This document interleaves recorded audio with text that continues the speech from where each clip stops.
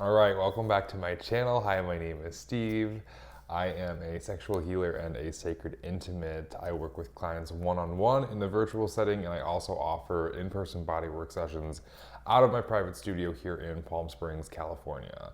I am filming this on January 13th, and I want to tell the story of the first collab that I did last night with an OnlyFans creator, but I think that first I have to tell my story of and my experience and my journey with OnlyFans up until now, because I've been doing OnlyFans and sexual content creation for the past 2 years. And if you watched my video on piss play, my video on healing religious trauma with my piss play kink, you got like a taste of what this was. But that video was way more about the energetic dynamics of how I was able to vacate a lot of shame from my body through my piss play kink. This video is going to be more about the timeline and the exploration and kind of the peaks and valleys and the highs and then the lows of content creation in my experience. So let's get into this. I first started getting into content creation in it's 2025 now, but I first started getting into it in 2023, I would say. 2 years ago, this time of year. It was January 2023. I was just a couple months into living on my own. I was in southern Wisconsin, and I had just recently moved out of my ex-husband and I's shared home. So I was married to a man. We were living in southern Wisconsin, and we were there from 2019 to 2023 when I then, ended the relationship, moved out, and had all this space in front of me to start exploring my sexuality with so much freedom. And I had really there's so much backstory. There's so much backstory to this, but to sum it all up, I was raised Catholic, so I had internalized so much shame around my sexuality and around my body. And then I dealt with major addiction issues and major bipolar and manic depressive disorder issues for the early part of my adulthood, my late teens and early 20s. And so when I didn't really have a lot of I had sexual stuff, but I didn't have I wasn't really in the gay culture of lots of sexual exploration. And then after summer 2018, when I went to rehab for alcoholism, I moved in with my ex-husband. I moved in with this man, and then we ended up getting together and getting married, and then he was the one and only serious relationship that I was ever in. And so I just left this relationship, and suddenly I've done a lot of healing, I know who I am, I'm really discovering who I am, I've got the world in front of me, I've got all this freedom in front of me, and it's okay, who am I as a gay person? Who am I as a gay man who wants to explore his sexuality more? And I dove in, I really dove in. And it was a really, really fun exploration. It was so erotic for me to start tiptoeing into these waters of showcasing my sexuality online and sharing it with other people. And so I remember I went on Reddit, and on Reddit there was at the time a gay Snapchat forum where you could put your Snapchat in, and a bunch of gay guys would add you, and then you could just Snapchat gay guys all day long, and dick pics, and you could get into different kinky stuff, and you had all these strangers on the internet that you could go play with sexually. And that was super fun, and I started getting dildos. I bought my first dildo when I was exploring my prostate and self-pleasure anally. And I really, really wanted to do OnlyFans. And so eventually I made a Twitter account, and I started taking videos of myself and posting them online, and then eventually making the account for OnlyFans and getting verified and going through the age verification process.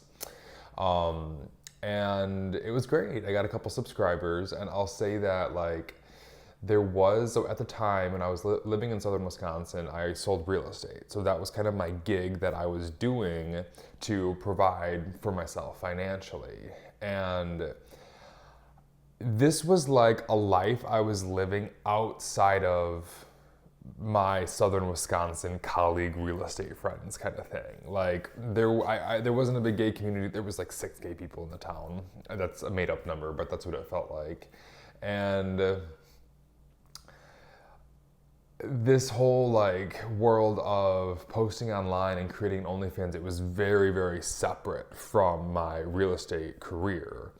And I remember when I first started posting on OnlyFans, you have to promote it, right? You don't just like get subscribers. Like you've got to build up a following on like Twitter or Instagram or Reddit. And so I was using Reddit, I was using Twitter, but I wasn't showing my face. I was just doing neck down and then like subscribe and then you'll see all of me.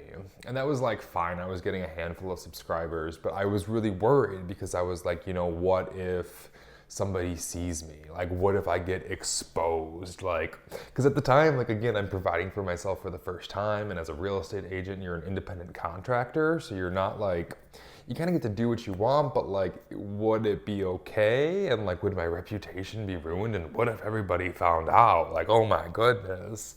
So it was really edgy for me back in the day. Like back at the time, I was like living this double life and it was so secretive and it was like, like this excitement of like, what if I get caught? And like, but eventually it was like, okay, like I'm gonna keep edging into this and like there's no need for me to hide my face. Like I've got tattoos that are distinguishable.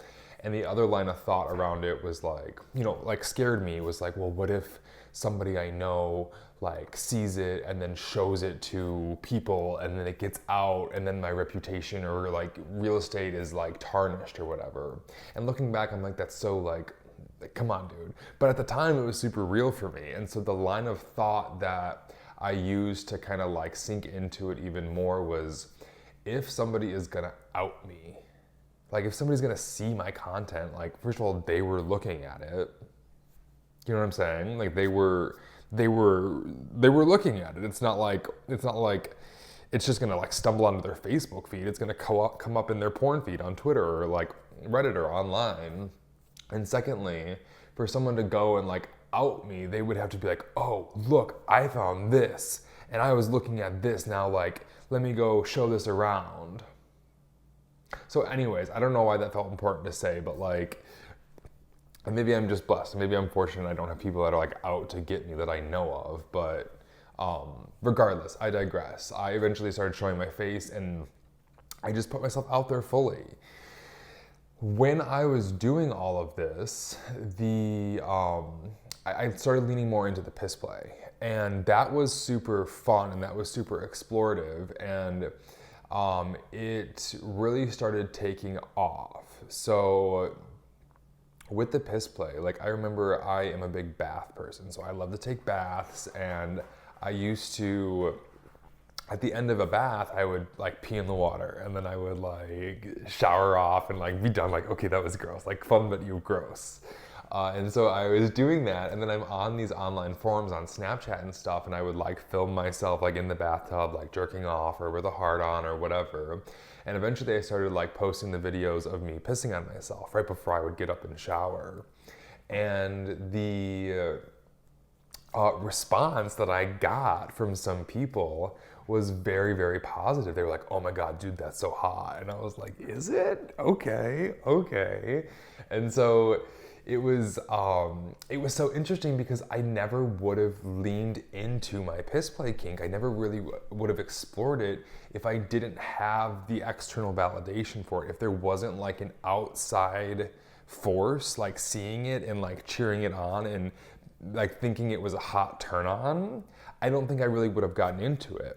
And it's interesting because I just finished reading one of Brene Brown's books called Daring Greatly, and it talks so much about vulnerability and it talks about shame. And I'm not gonna like, let me see if I can pull it up right now. Let me see if I can pull it up. I like highlight books when I read them. If I can open up right to the page. Okay. If we can share our story with somebody who responds with empathy and understanding, shame can't survive. Self-compassion is also critically important, but because shame is a social concept, it happens between people, it also heals best between people. A social wound needs a social balm, and empathy is that balm. Self-compassion is key because when we're able to be gentle with ourselves in the midst of shame, we're more likely to reach out, connect, and experience empathy. So more words than we probably needed, but the highlight that I wanted to get to was shame is a social concept. It happens between people, and it also heals best between people. So this like icky, gross, like shameful thing of peeing on myself,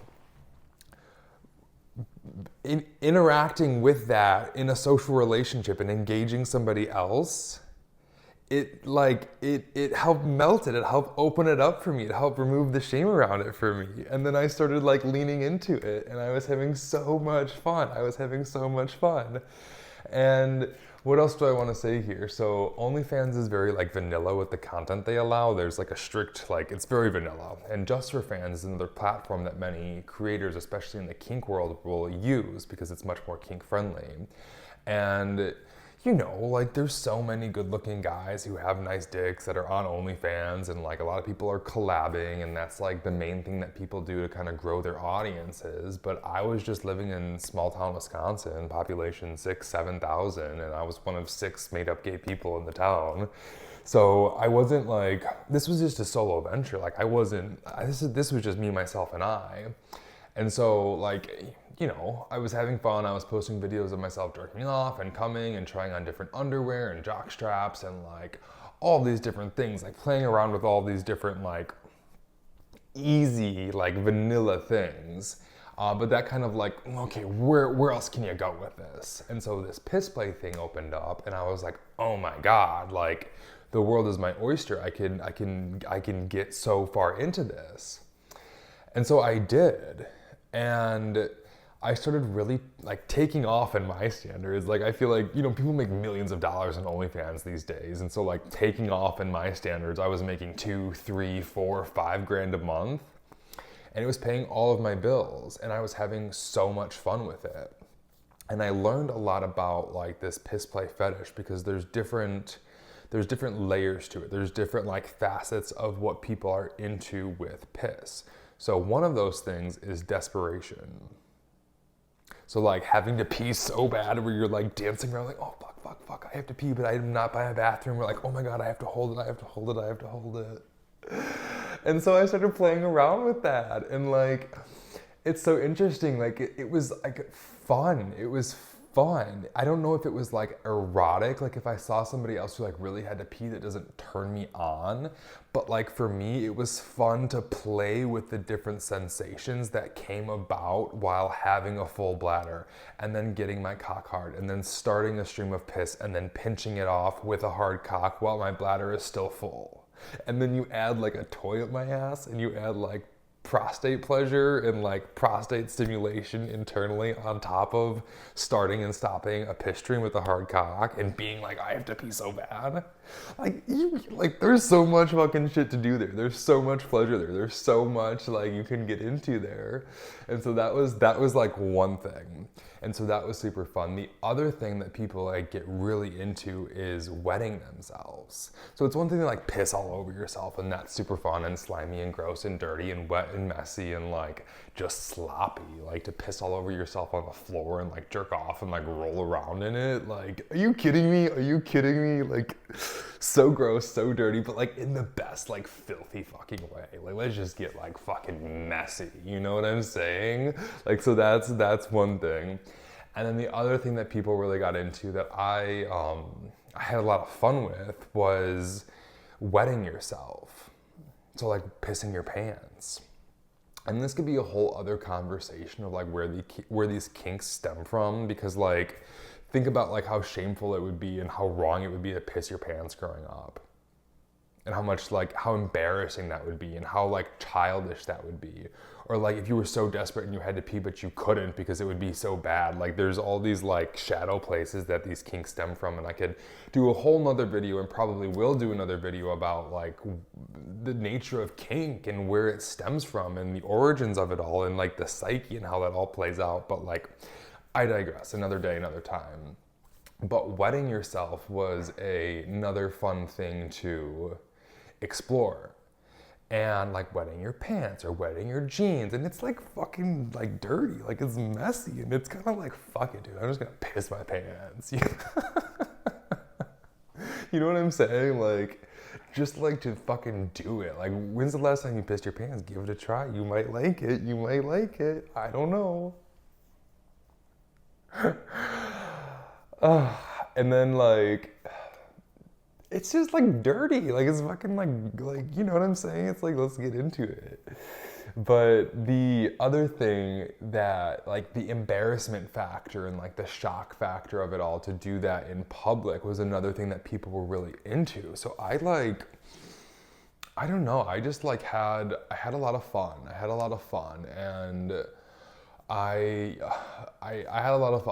lot of fun. And it was like this exploration. It was like, what can I do with this? Where can I take this? What haven't I tried that I could try, and will I like it? Like, will I like it because it's edgy and risky, or will I like it because it's erotic? Or is it erotic because it's edgy and risky? Or is it erotic because it stems from some like hidden kink or shadow aspect of my consciousness that I'm playing out through pleasure? You know what I'm saying? So whatever. And some things that I would do, like, it was really fun to like, again, just like reclaiming my sexuality and like owning my body. There was a couple different forest preserves in and around my town where I would go, and I knew that nobody would be there. So I would like go set up my hammock, and I would just be naked in the woods and filming myself jerking off naked, or like pissing on myself naked in my hammock in the woods in the open air. And then meanwhile, like going home, showering, and going to like show a house to some clients. Oh, so good. I know some of like my desperation videos are from me drinking way too much water in between clients. And here's what happened. So it was so interesting because like you start pissing your pants on purpose, and some of the wires get crossed around when it is and isn't okay to piss your pants. Because when you start doing it on purpose, like your bladder's like, oh, okay, like don't have to hold it, I guess. And so I can remember like there were a couple, like one time specifically I can remember where I was gonna go tour a house, and luckily I wasn't showing it to clients. I was just previewing like the home just because it was a nice lake house. I wanna go see it and like, you know the inventory and do the whole real estate bit. But I literally like pissed my pants while unlocking the door because my bladder was like ready to go, and I was gonna go when I got inside the house, but my bladder was like, nope, we're gonna go now. And it was like, thankfully I was with nobody. So anyways, it was a very, very fun exploration. And it was like also a creative aspect too of like, what setting can I do? What camera angle can I use? Like slow motion, or like if I use this lighting. And I'm no photographer, but it was like fun to play around with things of that nature. And I was getting paid for it. And I was like reclaiming my sexuality, and it was just so beautiful. But then things kind of started to go sideways. So what happened was I built up a following, and I was getting paid $5,000 a month, and like I was putting out content every other day, and I had an audience, and I had like built up like these expectations, and I was also like, it was making me money. And so I kind of got hooked onto that money thing where it's like, I just want to keep making money. Like, fuck yeah, I don't have to do real estate. I'm paying my bills. I'm being able to like to invest and set money aside and like do fun things with it. Like, this is exciting. Like, I'm making my own money, and I'm making it in a fun way. But like, I don't want to say I got hooked on the money, but like, I kind of got on this hamster wheel of like, oh, just gotta make content, gotta keep going, gotta go, gotta, like, you know what I'm saying? Just keep making content. And that's when it like lost the fun of it. And that's when it really started to like get sideways within me energetically because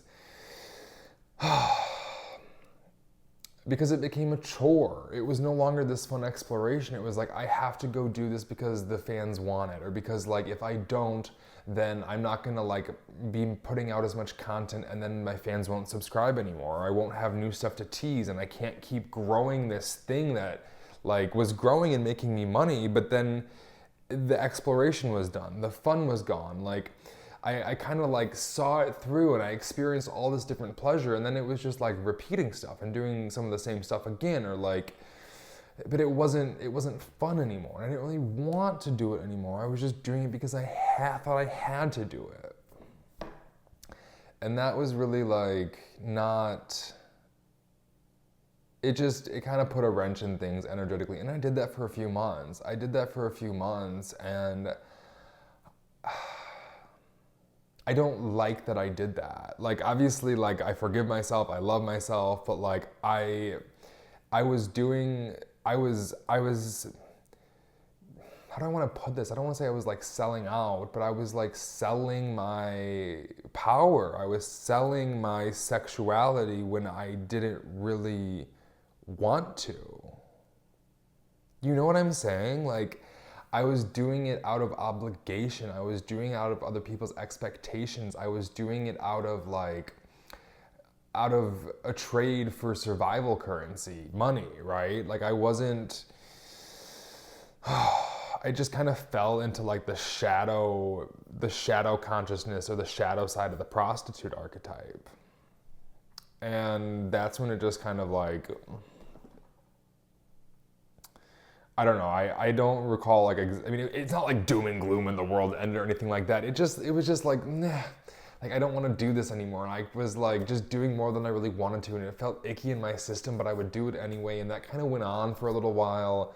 And then eventually I started recycling content, and eventually I just accepted, okay, cool, I'm not gonna like be growing this anymore. Like, that's fine. Like, this is kind of plateaued, and it's kind of plateaued to this amount of income a month, and I can kind of just recycle content and put some work into it and can kind of coast by, and that's fine. I'm not gonna be like putting this heavy weight on it just to make the money. I'm not gonna be putting this force on myself to perform sexually or force myself to do anything sexually out of an obligation to make money or to fulfill other people's expectations. All right, so day after filming in Black Shirt, just to shed a little bit clearer words around the process, like I had this wonderful exploration of exploring my pleasure and exploring my kink and showcasing it and getting praise for it and deepening into my pleasure and my sexuality and just owning it all, right? And getting paid for it, right? It was a very enriching experience that on top of it, I was getting paid for. But then the money, like, it's like it reached the top, right? It reached the top. And then when I started not making as much money, it's like, oh, what am I doing wrong? And I kind of attached meaning to the amount of money I was making as to like what I needed to do or how I needed to perform. And that's what happened next. It turned into like a performance. It turned into me going against what felt natural, what felt good in my body to try and make money. And that's when it turned into like exploiting myself for money, exploiting my sexuality for money. And it took me, a few months. It took me a few months of doing that to really like kind of get jerked around a bit energetically to be like, fuck no, I don't want to do this. This doesn't feel good. No matter like how hard I try and run on this hamster wheel, one, the money's not getting back up there, and two, like take the money out of the equation and I just don't like how this feels. I don't like how this feels in my body. I'm not taking care of myself in the way that I really like pride myself in my ability to. So I stopped and I got things just kind of recycling, and I think once in a while I would make a new video, but like I just accepted that like, okay, like this can just kind of be like a little passive thing of income, which is super awesome, super great, and I'll put a little bit of work into it and it'll be kind of like a side hustle, but it's not going to be this thing where I'm going to trade my power or I'm going to trade my sexuality in exchange for money.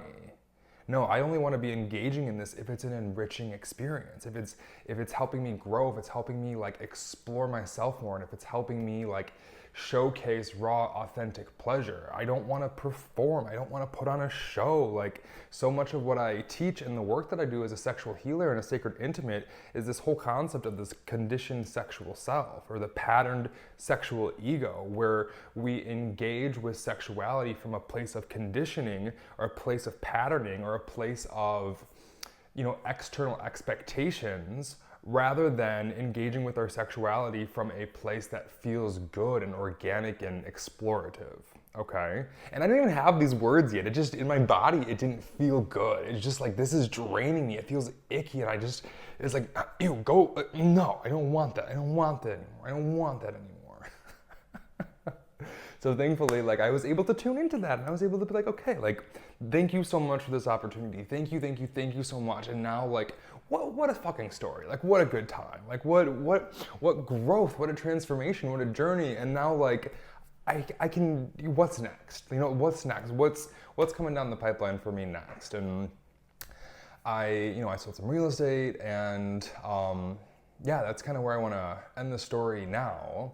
My next video will be about the collab that I did for the first time earlier this week. So if you're just watching this right after I post it, stay tuned. It'll be out soon. If you're watching this like a week from now, like it's probably already up. Go search for it. It'll be like my first OnlyFans collab. Yeah, that's the tea. Thank you so much for being here. And please, as always, like, follow, subscribe, share this with a friend. Leave a comment. Questions? If you got questions, put them down here. I would love to do like a Q&A video, you know what I'm saying? So like, drop your questions. I seriously, like, I have a folder on my phone. I screenshot positive comments. I screenshot all the positive feedback I get, and I put it in a folder because that shit means the world to me. And it really puts wind behind my sails to keep going. So thank you so much, and I love you all. Bye.